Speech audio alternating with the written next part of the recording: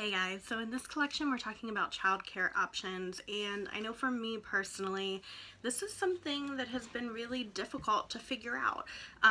What's going to be best for our family, what's going to be best for each kid individually. And in our experience, it looks a little bit differently between kid number one and kid number two. As I've taken on more work and more projects, I need a little bit more of that childcare. Even though I work from home, I can't always take a business phone call or jump on a Skype call or get a bunch of concentrated work done when the kids are around. So in this video, I'm going to go through a couple of the different childcare options. Like with anything else, I feel like there's pros and cons to each thing, but this kind of serves as a reminder for you to look into what the different options even are. Kind of a little bit of a refresher. So I think for a lot of people, especially as your kids are younger, friends and family are like the ideal situation. If it's somebody that you know and trust, it's a lot easier to go to work or to go out for a date night. If you know you're leaving your kid with someone that they will have a wonderful time and that you know that they will be safe and everything will go smoothly. But that's not always an option. So, what else can you do? There are websites out there where you can look for a babysitter, and I feel like the difference, like a babysitter, the thing that I struggled with was finding someone that could only do a couple hours a week. I feel like a lot of people are looking for something a little more regular, a little more steady, or just something maybe like once a month or every other week or here or there. So it's hard to find that in-between stage. At least is what I found. Looking for about 10 hours of childcare a week was a struggle for me to find that. But a traditional babysitter is definitely an option. If you're looking for, especially if your kids are younger, if you're looking for a lot of hours, maybe you need to look at like a nanny or an au pair, somebody that's gonna come to your house and be there for your kids, be there in your home. It adds, you don't have to like pack them up and take them somewhere. It's just a little bit more of a personal environment, and I think it can be a really good option. There is also the option of like in-home daycares. There are daycares that are run, that people run out of their own homes. I personally did not have a great experience. We tried that once. I think it lasted a week. We didn't have a great experience, but it really depends. I think the hard thing with that is, in an in-home daycare, it's nice that you have a little more flexibility. It might be a little bit more laid back, but the other thing is, at least in a daycare facility, there are a lot of adults, a lot of families, a lot of kids, a lot of regulations, and that like everything is probably up to code. And so that kind of, obviously the traditional daycare can be an option for families as well. And as I'm saying all of this, so much of it depends on what you need and what your kid's gonna like the most. And, like, is your kid really a social butterfly and will love a daycare setting? Or are they gonna get really overwhelmed being in a room with a whole bunch of kids their age?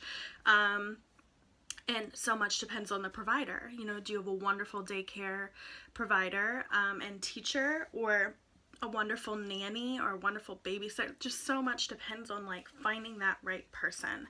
So I really, really, really encourage you to try not to give up on it. If it's something that you need, I've reached the point when I was trying to look for childcare where I was at my wit's end and I'm like, well, I guess I'll just take on fewer projects. It wasn't what I wanted to do. It wasn't necessarily what the kids wanted to do, but I was so frustrated with trying to find different people. We had different babysitters and different care providers, and it's that debate of like, was I being too picky? or do we just give up the search, because it feels like more work to keep searching for somebody great than it does to just kind of give up on it. So right about when I had come to that point, it might have been a year or two ago, my friend offered to watch the boys a couple hours a week, and like I said, that was the first thing I mentioned. Like, that was the ideal situation. Like, I have spent so much time with her. She's an incredible mom. Like, I trusted her. I could drop my kids off and know that they were taken care of as well as, or better than I would have been taking care of them. So that was like the ideal situation. From there, once my son reached more of a preschool age, we found an option where he could do extended day preschool, which has worked out really, really well. That he is there 2 days a week for 5 hours. I get a long chunk of time that I can get stuff done. He gets traditional preschool, and then he gets to stay beyond that as well, which has worked out really, really well.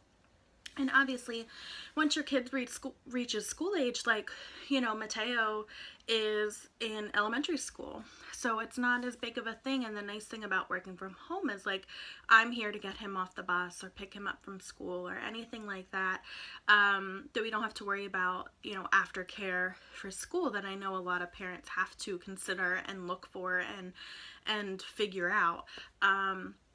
So I feel like I'm lucky in that regard. And then even when they're there in school, what happens over the summer? Last summer I had both of them, and my go-to was like, well, I'll sign them up for a whole bunch of camps. Well, the first summer camp, one of them was sick and the other one didn't want to go because his brother didn't go. And then they went to the second one, and then the third one was the same thing. They were both had like a weird summer cold, and I'm like, well, it was crazy. I was stressed out all summer because I didn't have focus time to get my work done that I needed to do.